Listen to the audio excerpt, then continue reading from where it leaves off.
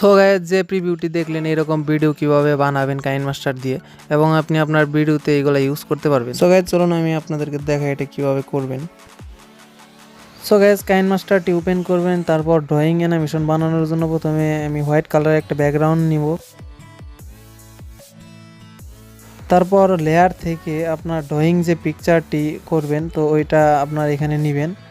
তারপর এর পিকচারের যে পজিশন থেকে আপনি স্টার্ট করবেন ওইখানে এটা নিয়ে দেন আপনার এটা ডিউরেশন টাইমটা একটু বাড়িয়ে দেবেন। তারপর আপনার পিকচারটিতে যাবেন, যে পিকচারটি নিয়েছেন তো ওই পিকচারের যে ইন অ্যানিমেশনটা আছে ওইখানে গিয়ে সুইপ ডাউনটি সিলেক্ট করবেন এবং ডিউরেশন টাইমটা একটু বাড়িয়ে দেবেন। আমি এখান থেকে আমার যে এটা আছে ব্যাকগ্রাউন্ড আছে তো এটা একটু লং করে দিই যাতে আমার ভিডিওটা একটু লম্বা হয়। তো এখন আমি আপনাদেরকে দেখাচ্ছি, তো দেখতে পাচ্ছেন যে আমি যে অ্যানিমেশনটা দিয়েছিলাম তো এটা এরকমভাবে মানে নিচের দিকে আসতেছে। তো এখন আপনাদেরকে কি করতে হবে, এখন আপনাদের একটা হ্যান্ড পিএনজি নিতে হবে। তো এই হ্যান্ড পিএনজির যে লিঙ্কটা এটা আমি ডিসক্রিপশন বক্সে দিয়ে দেবো, অথবা আপনারা এটা গুগলে সার্চ করে কিন্তু ডাউনলোড করতে পারবেন। তারপর আপনার যে হ্যান্ডের পিএনজিটা নিছেন তো এটা আপনার সাইজটা একটু বড় করে দেবেন অ্যান্ড আপনার যে ভিডিও অথবা আপনার যে পিকচারটা আছে তো এটার সাথে টাইমটা একটু অ্যাডজাস্ট করে ডিউরেশন টাইমটা বাড়িয়ে দেবেন। তো এখন আপনারা কি করবেন, এখন আপনাদের যে পিএনজির যে অ্যানিমেশনটা আছে ইন অ্যানিমেশন যেখান থেকে স্টার্ট হবে তো এখানে লেফট কর্নারে নিয়ে যাবেন, তো লেফট থেকে রাইটে নিয়ে আসবেন এটা। তো এখান থেকে লেফটে এখানে আপনার যে পিএনজিটা আছে ওইটা রেখে দেন আপনার যে চাবির যে চিহ্নটি আছে ওখানে ক্লিক করবেন, দেন এখান থেকে প্লাস করে দেবেন। তো প্রথমের যে প্লাসটা ওইটা থাকেই, দেন এখন আপনারা এখান থেকে স্টার্ট করবেন।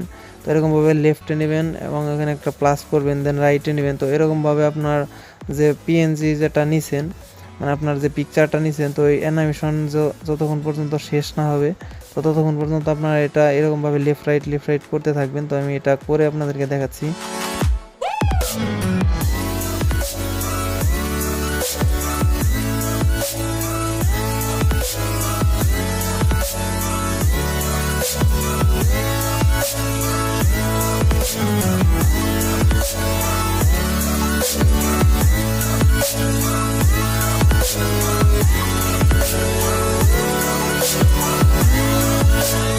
সো গাইজ, আমার কি অ্যানিমেশন যেগুলো আছে এগুলো অ্যাড করা শেষ। তো আমি এখন প্লে করে আপনাদেরকে দেখাচ্ছি। তো গাইজ দেখতে পাচ্ছেন যে এখানে আমার কিন্তু এটা ড্রয়িংয়ের যে অ্যানিমেশনটা আছে ওইটা আমার কাজ কমপ্লিট হয়ে গেছে। দেন আমি এখন পেনটা এখান থেকে নিচের দিকে হাইট করে দেব। দেন এখন আমি আপনাদেরকে টেক্সট যেটা আছে মানে এখানে টেক্সট লিখবেন, তো ওই টেক্সটটা অ্যাড করে দেখাবো। তো এখান থেকে আপনার লেয়ার থেকে আপনার টেক্সটটা সিলেক্ট করে নেবেন। তারপর এখান থেকে আপনার যে টেক্সটটা আছে তো এটা এখানে লিখবেন। তো আমি এখান থেকে একটি লিখে আপনাদেরকে দেখাচ্ছি। তো গাইস, টেক্সট লেখা শেষ হয়ে গেছে। তো আমি এখন এটার কালার যেটা আছে তো এটা ব্ল্যাক করে দেব।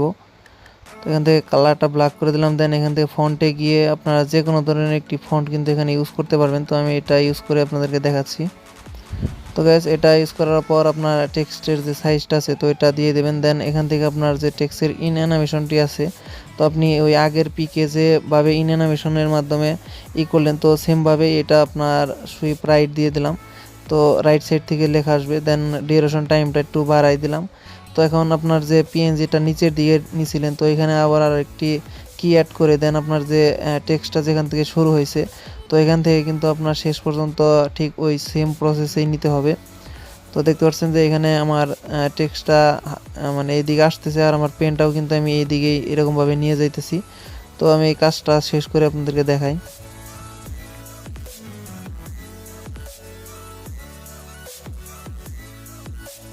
সো গাইজ, কাজ হয়ে গেছে। দেন আমি এটা নিচের দিকে রেখে দিলাম।